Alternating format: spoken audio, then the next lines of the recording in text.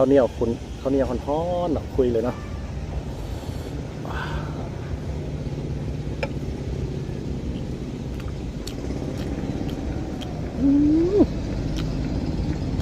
คักพี่น้องป่าใหม่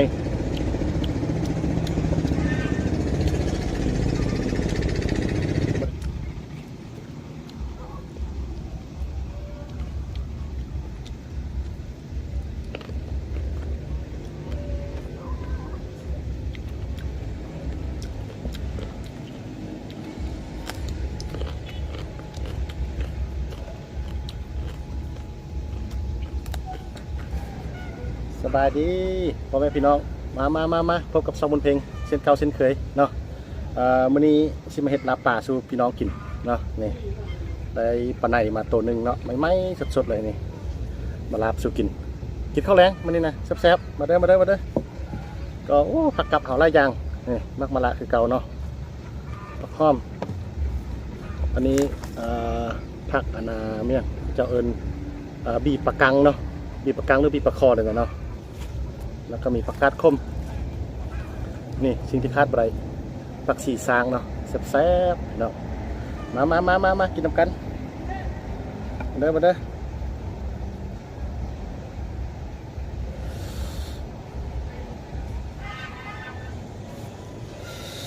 ชิมลาบป่าก่อนเนาะนี่ข้าวเหนียวฮ้อนๆคุยเลยเนาะ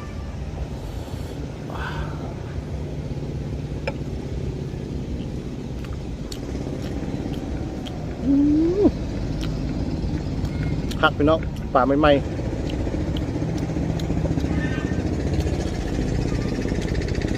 มาเด้อกินน้ำกันเด้อพี่น้องเด้อลาบป่านะคุยคำใหญ่ๆเนี่ยมันจึงไปสะใจเนาะ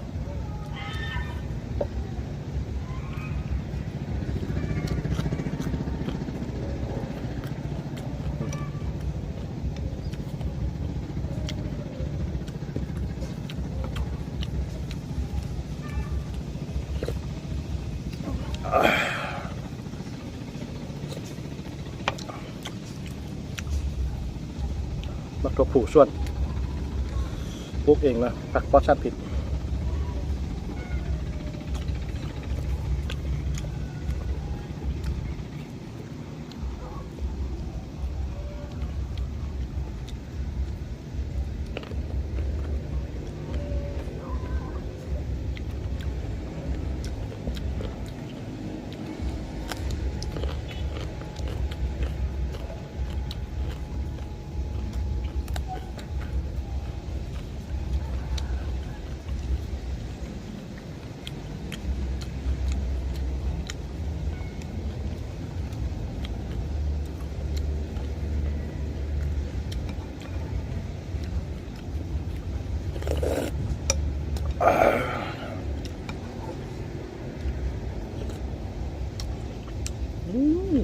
ครับต้องข้อมนี่มันเก็บมาแต่ส่วนก็ตามไม่ไหนอยู่นั่นเนาะอยู่ส่วนนั่งบานเนาะใครสนใจก็ติดต่อ5คนได้นะเดี๋ยวชี้เอาเบอร์โทรขึ้นถึงนี้ให้เนาะส่วนมันเฮ็ดเองปลอดสารพิษ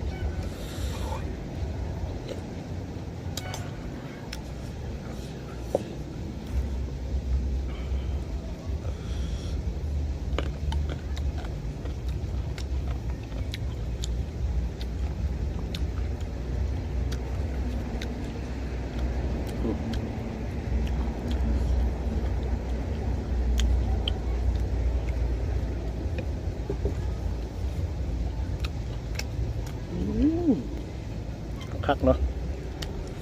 สับไส้ไปเนาะมากินน้ำกันเลยมะเผ็ด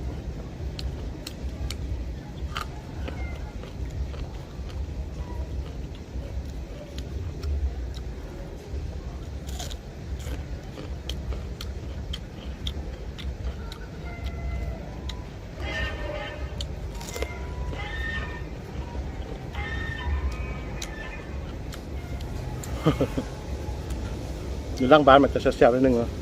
พอดีพี่เจ้าเลี้ยงห่านเลี้ยงยังไงเนี่ยมีเป็ดมีไก่เนาะ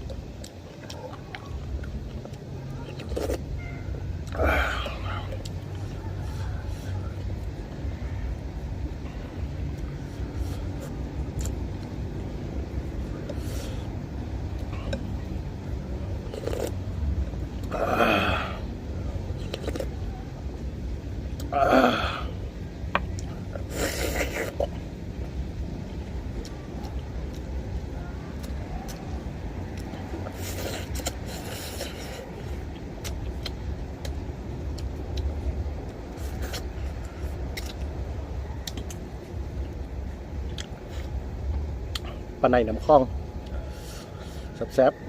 ๆได้มาใหม่ๆเขาลาบกินอันนี้แซ่บดีพี่น้อง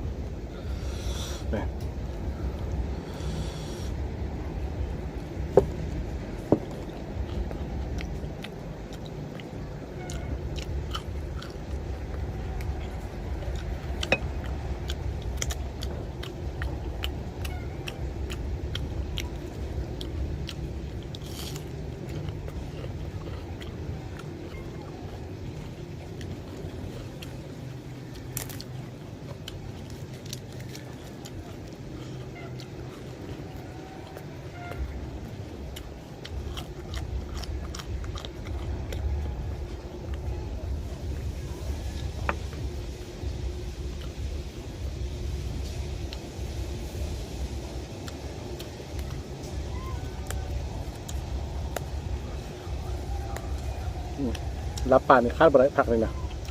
มันจะข้มอ่อนๆนิดนึงเนาะนี่ปลุกเองพี่น้องแซ่บ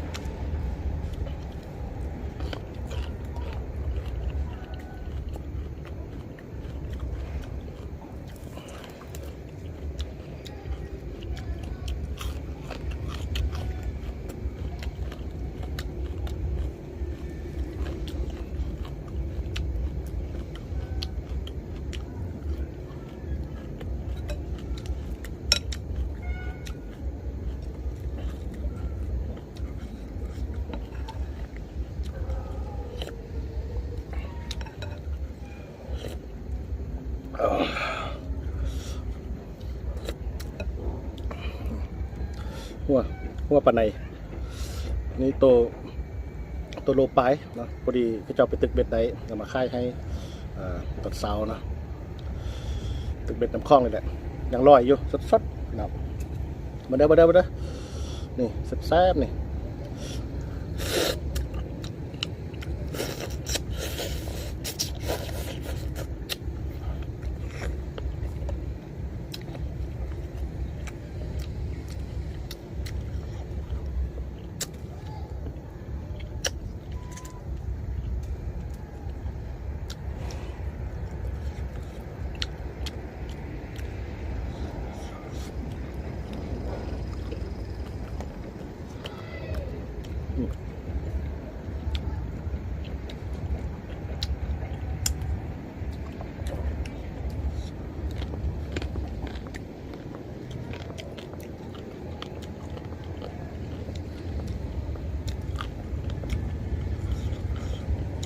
คุยคำใหญ่ๆเนาะ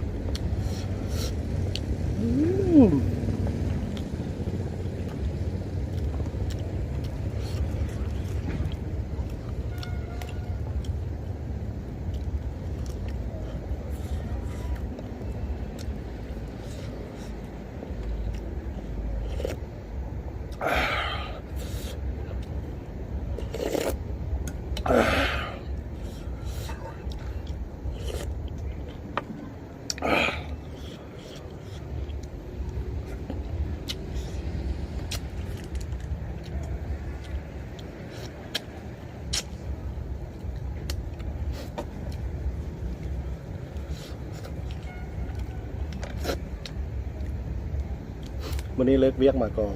แรงๆนิดนึงเนาะมาเฮ็ดกินก่อนถ่ายคลิปเกือบบ่ทัน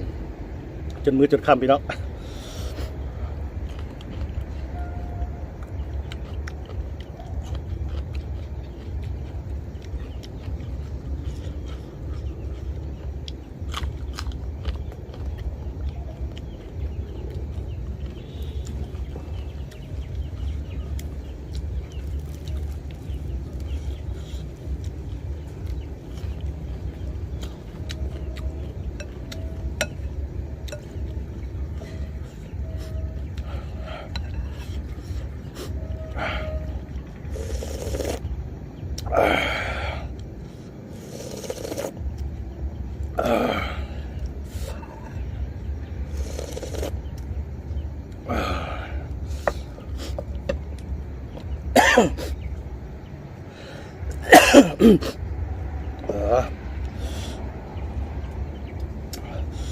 โอ้คักๆเลยเนาะ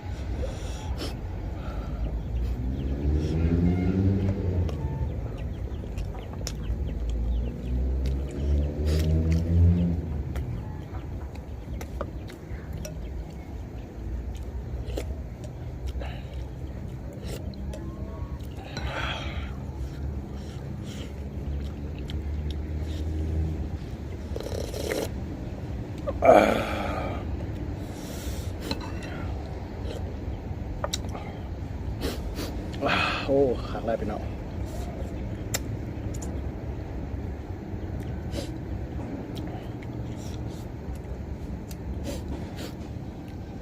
มันจะเป็นลาบดิบเนาะลาบดิบเผามะเขือใส่เบิ่งวิธีการเฮ็ดเดียวสิอันป่าใบถ่ายคลิปเลยขณะผู้ใดยักเฮ็ดอย่างนั้นก็ถ้าเบิ่งอยู่ถ่ายคลิปนะพี่น้องเนาะมีวิธีการเฮ็ดอยู่ถ่ายคลิปผมเด้อเฮ็ดเองอันนี้นะพี่น้อง